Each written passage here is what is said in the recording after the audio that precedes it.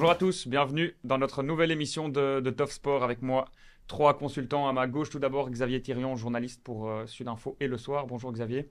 Salut François. Et à ma droite, Loïc Wos, journaliste pour Wallfoot. Bonjour François. Et Bertrand Crasson. Bonjour. Bonjour Bertrand. Bonjour. On commence avec toi Bertrand. Est-ce que tu pourrais me dire qui est ton homme de la dernière journée de Pro League?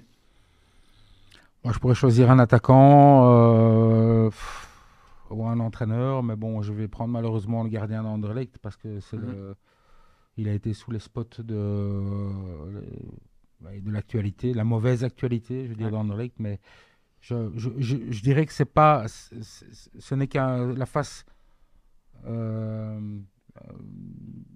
pas cachée, mais de tout ce qu'on demande maintenant aujourd'hui aux défenseurs de jouer, aux gardiens de jouer depuis l'arrière, et ça peut arriver.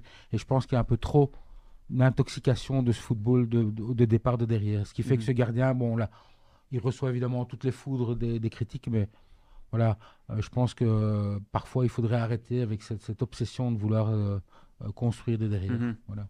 On passe à toi Loïc, qui est ton homme du week-end.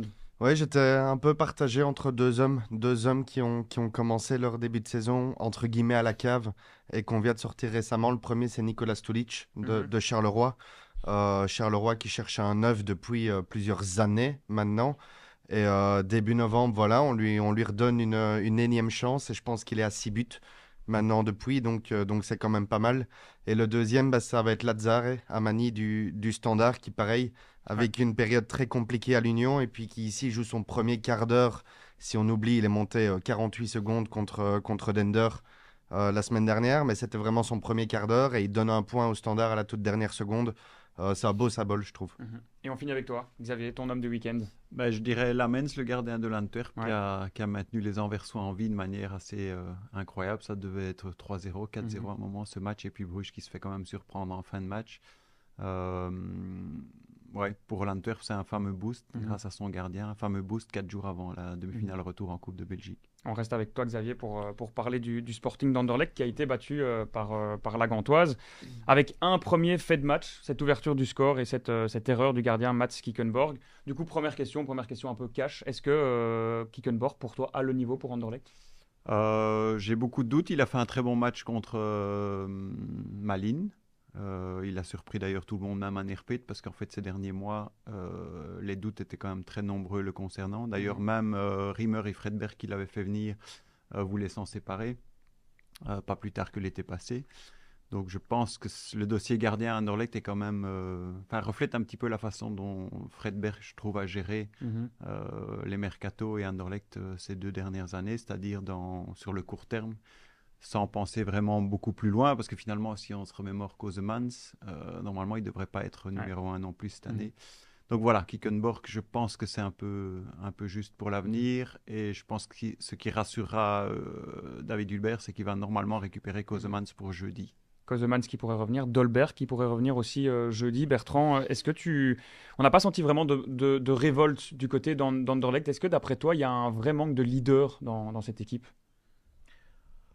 Ouais, oui, mais ça date pas d'aujourd'hui, ça. Je crois que des joueurs on voit très peu de révolte, on voit très peu de joueurs qui se fâchent, qui contestent des décisions de l'arbitre, quand un coéquipier se fait descendre ou tacler, qui vont défendre leurs copains. On voit pas cet esprit d'équipe, je trouve. Mais on a vécu comme ça dans une série de 2-3 victoires consécutives sur une espèce de nuage, en disant voilà, on a retrouvé l'Anderlecht des grands soirs, etc. Je crois que c'est pas du tout. Je pense que ça manque aussi un petit peu de continuité dans le 11 de base. Je l'ai dit un peu précédemment. Je trouve que David Hubert, comme collègue entraîneur, voilà, je trouve que pour éviter les foudres de la presse et des gens en général, il devrait plutôt c'est un conseil, mais ça, voilà, se baser sur une équipe type.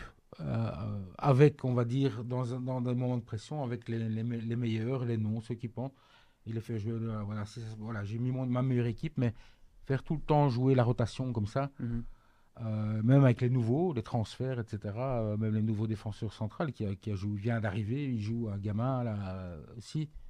Je crois que ça rend pas service non plus ni à l'équipe, ni à l'entraîneur, ni au club, ni au résultat. Parce que pour l'instant, il faut des joueurs qui aillent au charbon, qui connaissent la musique et qui maintenant savent l'enjeu des playoffs.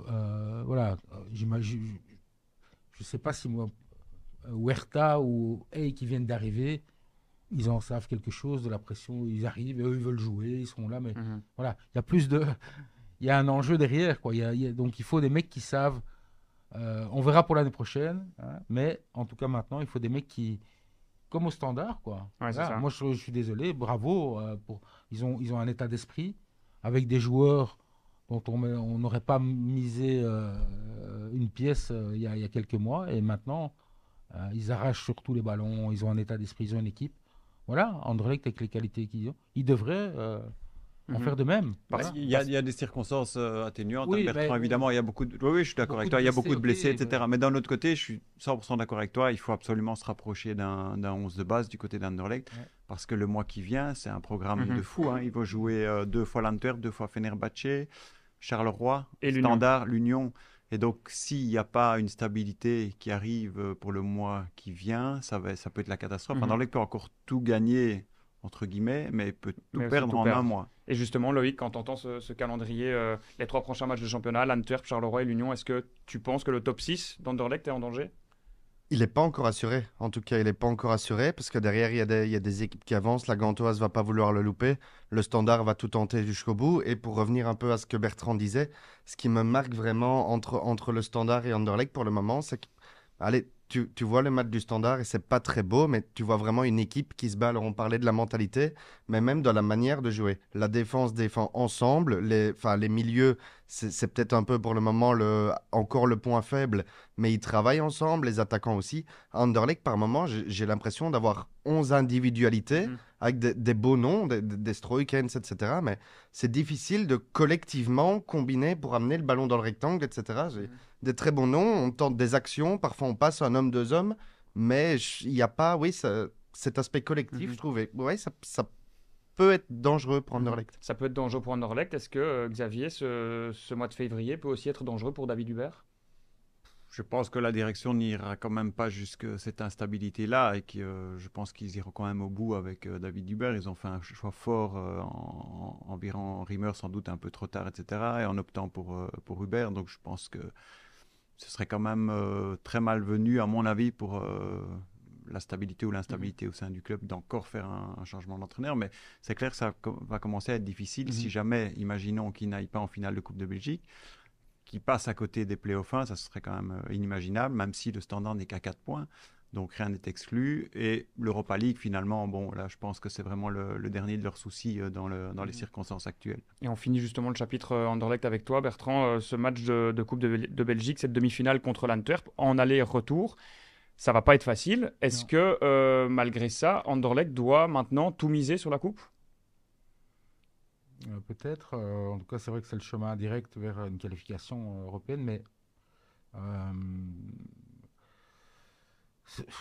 je dirais qu'il ne faut pas prendre le match de l'Antwerp comme une circonstance vraiment. Il faut le prendre comme un match maintenant où ils doivent chercher la rédemption, quoi, parce que ça dure depuis après Offenheim, après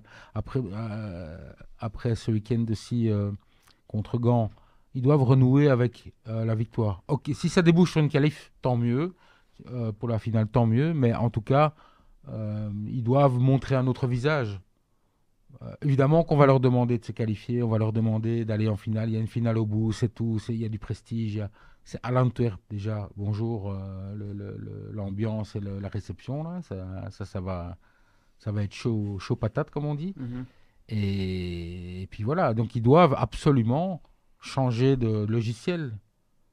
Et maintenant, que ce soit avec Stroikens, Léonie ou Pierre ou Jacques, ils doivent maintenant afficher une mentalité qui correspond à leurs ambitions, parce que des ambitions dans la presse, c'est une chose, et des ambitions sur le terrain, c'est autre chose. Pour l'instant, il y a une galaxie entre les deux. L'autre demi-finale, ce sera Genk contre Bruges, les deux meilleures équipes actuellement en Belgique. Loïc, est-ce que, d'après toi, Genk est taillé pour réaliser le doublé Coupe Championnat? Même peut-être plus que Bruges? Non, pas plus que Bruges. Je pense que Bruges, sur l'ensemble de ce qu'ils sont capables de faire, de l'effectif à disposition, je pense que c'est encore plus fort. Genk est une superbe équipe. Ils n'ont pas sorti un très grand match ce week-end, mais ça reste une équipe très très costaude. Maintenant, on sait que Bruges a l'habitude de monter en puissance au fur et à mesure de la saison, de sortir des très très gros playoffs. Et moi, c'est ce que je m'attends. Il y a des fortes chances, on peut se le dire, qu'en playoff, Bruges n'aura plus la Coupe d'Europe. Ils pourront se concentrer entièrement sur ça. Et, allez, je pense qu'un Bruges, s'ils arrivent à retrouver la pleine bourre qu'ils ont l'habitude d'avoir en play-off, je ne vois pas qu'ils vont aller les chercher encore une fois. On a parlé d'Anderlecht, on passe à l'autre club bruxellois, l'Union, qui allait chercher la victoire à la 96e minute contre Saint-On sur un second penalty. L'ouverture du score était aussi sur penalty. Xavier, c'est la chance du champion? J'irai pas jusque-là, mais en tout cas, c'est la preuve que l'Union est vraiment de retour. Et je me souviens que dès le début de la saison, alors que l'Union était vraiment très très mal, Bertrand a toujours dit restons patients, ils vont arriver, ils vont arriver. Ils y sont finalement avec de nouveau des attaquants qui font la différence, avec la Grinta, avec des salopards, comme on disait tout à l'heure. Donc je pense que l'Union. Bon, évidemment, je pense que ça va être très difficile par rapport à Genk et Bruges cette année, mais l'Union sera de nouveau là et bien là durant les playoffs. Bertrand, justement, tu le disais, voilà, qu'il fallait pas oublier cette équipe de l'Union qui est maintenant dans une autre position que les saisons dernières. Oui, et puis pourquoi? Parce qu'il y a cette équipe et ce club, depuis quelques années, a été construit intelligemment. Donc, c'est vrai qu'il y a une structure intelligente, il y a un système de jeu qui peut parfois varier. Et je trouve que cette équipe, elle a des résultats parce qu'ils ont, voilà, tout ça a été mis en place de manière intelligente, de manière calme, de manière avec une identité. Rappelez-vous ce que Danis Pretels, qui était l'invité ici il y a 2 semaines, disait. Ouais. Quand ils vont chercher un joueur, ils s'assurent qu'il corresponde à la mentalité, à l'identité du club. C'est très important ça. Donc tous les joueurs qui sont à l'Union sont des joueurs de club, sont des joueurs d'équipe, sont des joueurs positifs qui amènent quelque chose. Le point d'interrogation, c'était un peu comment Pocognoli allait dans son nouveau rôle de jeune entraîneur gérer ça. Il le fait très bien. Comment il a géré les nouveaux attaquants, parce que déjà jouer attaquant en Jupiler Pro League, c'est pas simple. Quand tu es étranger et que tu arrives, c'est pas simple. Et on voit que voilà, les buts sont là, les buts arrivent, les automatismes arrivent, les résultats arrivent aussi. Donc voilà. Pour moi, ce n'est pas une surprise. Je l'avais dit déjà que l'Union travaille bien et sera récompensée certainement cette année par une place sur le podium. Mais voilà, que la belle histoire continue pour l'Union, sans trop présager, sans aller trop haut. Je crois que les supporters le savent bien aussi. Mais en tout cas, bravo à ce club pour sa gestion et du vestiaire et des résultats, oui. Ouais, c'était pas un match évident pour eux en plus ce week-end, parce que surtout en début de seconde période, je trouve que Saint-Tron joue très bien, vraiment, avec Felice Mazzu. Patrice sur la droite fait un match terrible qui n'a pas fait Anderlecht quand il est allé. Bertaccini, qui n'est quand même pas un attaquant très grand, marque de la tête en 2 défenseurs qui sont un peu larges au marquage, mais c'est vraiment un mec qui a un sens du but terrible. Et cette équipe de Saint-Tron-là, avec Lapoussin qui va s'imposer dans cet effectif, Lamkelze et Bertaccini, si Felice Mazzu arrive à trouver un petit peu la sauce avec les 3, ça va faire mal. Hein. Justement, Loïc qui parlait de Lapoussin, qui a quitté l'Union pour Saint-Tron ce week-end.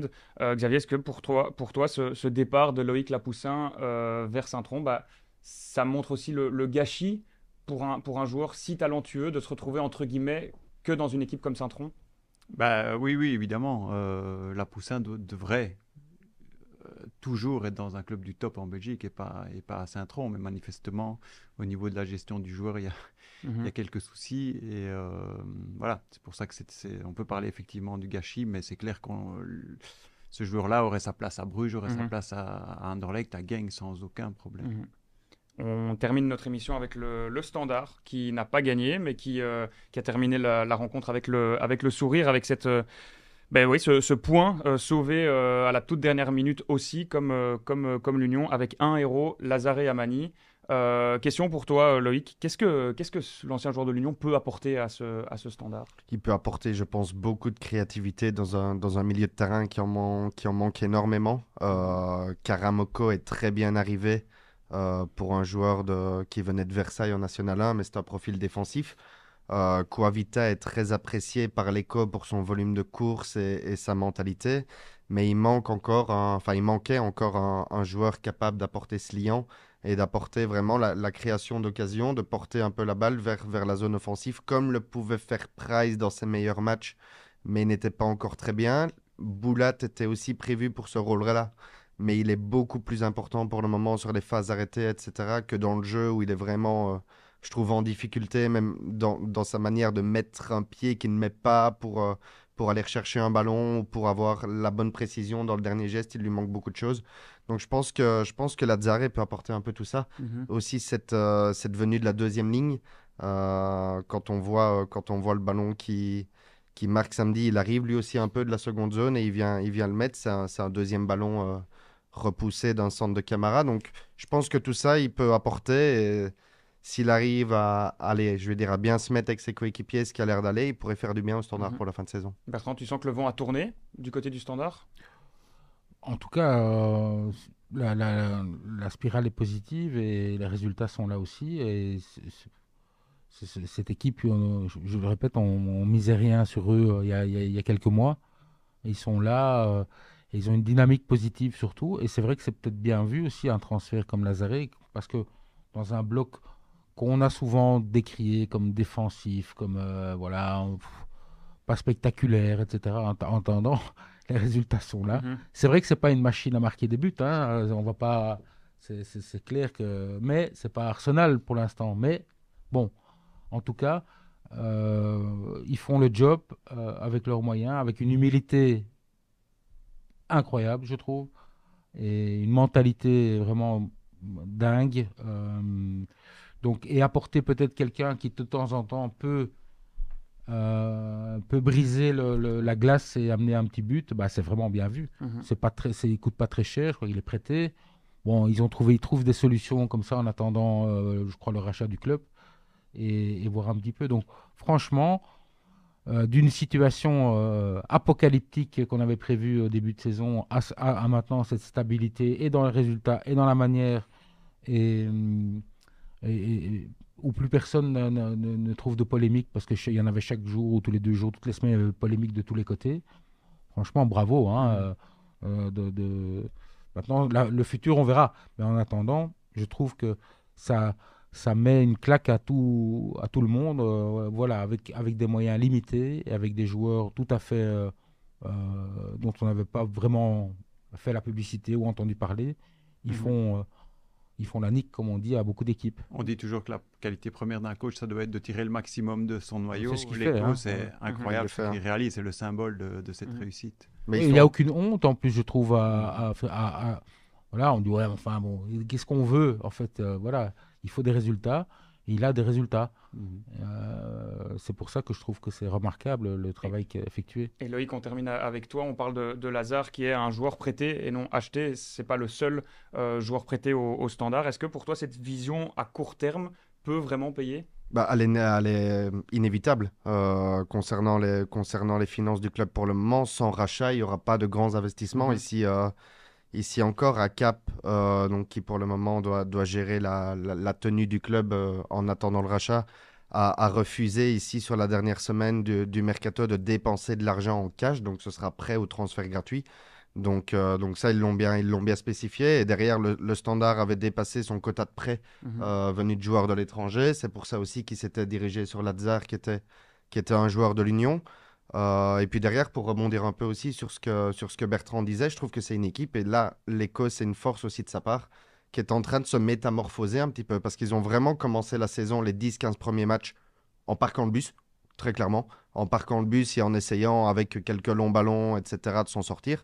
Ça fait quand même 10 matchs qu'on voit un peu autre chose. On voit surtout en première mi-temps ici contre le Cercle, mais même les dernières semaines, une équipe qui en transition est beaucoup plus propre dans ses relances, beaucoup plus qui cherche à jouer. Et puis alors, Otekin nous le disait samedi, après le match, ils essayent d'adapter un peu. C'est-à-dire que contre le Cercle, qui depuis 3 ans et demi joue aussi avec un jeu de longs ballons, de beaucoup de physique, etc., c'est difficile de construire au sol et de vraiment apporter ça.